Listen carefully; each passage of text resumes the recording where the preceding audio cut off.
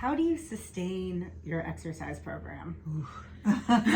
Because you, as long as I've known you for 25 years now, you have been so consistent with exercise. Well, I'm a little neurotic. Okay, if you're not as neurotic as you, how do you sustain your exercise program? I'm a list person, so I actually write down what I'm going to be doing that day, and I write down my exercise. So, you know, I just listened to a talk on lighting that said that older people need the kind of the yellow red light at night, and this all from studies, but in the daytime you need that daylight because it's what gets your circadian rhythms working and the chemicals. So one of the best things you can do is an early morning walk in the sun. With a walk. Yes, good. So I that's one of the things, but I write it down. And you know, and at the end of the day I do an elliptical. But again, I write it down, and I write down when I'm going to lift. So for me, that's what, and once it becomes a pattern, I don't have to write it down. I mean, I make myself do it, but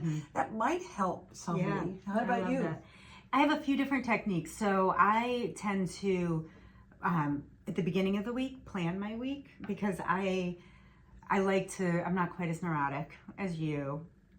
But I actually, in the older I get, I find incorporating all components of exercise are more important. You know, 10 years ago, I would just hit the pavement and run. Right. And not strength train or not do flexibility or whatever. So to maintain in my joints and just to feel healthier, I feel so much better, and like it's necessary to incorporate mobility or stretching and balance work. My vestibular system, as I've learned through some of these tests, is a little weak.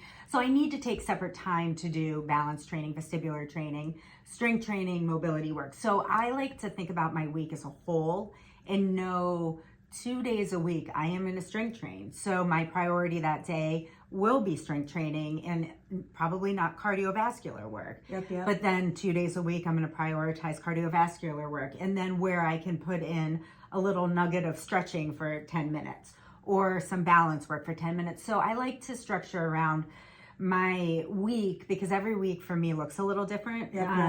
In knowing, is it going to be a morning workout? Is it going to be an evening workout? What is it going to be? So I block the time. You're just as neurotic as me. You're just labeling it differently. I guess maybe now that I'm saying it out loud, it does sound a little neurotic. But otherwise, I kind of am like at a loss. Like I have that time in my day where I'm like, oh, I'm supposed to exercise. Now what do I do? And then I spend 15 minutes thinking about what I'm going to do. Okay. And then I don't do anything, or I do something. So if I actually have a little bit of a plan ahead of time.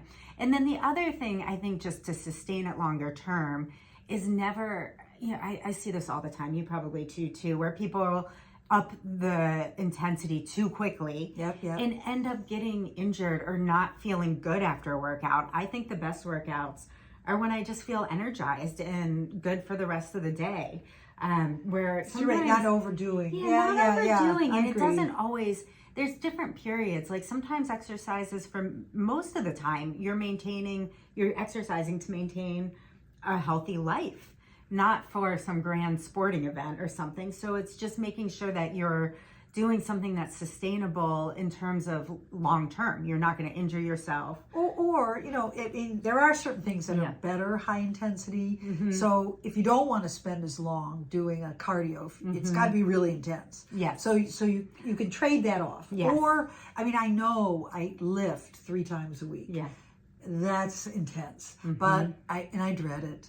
Even though I love it in a way, but I hate it. So, you know, but I know it's going to be really hard. So but I get it, especially if you're new at it. You know, be a little careful. I think what Dana's suggesting is perfect. Don't like, and then say, I'm never doing that again. Right. Yeah. But there's a point to progress. Like you said, like you don't want to stay at the same level forever necessarily. You know, switching it up is good. And I think that's a really good point too about different types of workout. So like your cardiovascular, one day maybe a little longer and lighter, and another day shorter but more intense bursts. So there's different ways to switch it up.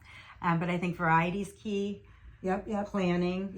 You know, and making sure that you're not ramping up so quickly you're going to potentially injure yourself. Or here's one other that I do. I like to watch some streaming shows, which I'm just I want you to know I didn't have any streaming shows during COVID, so I'm catching up all the things that you all saw, years ago.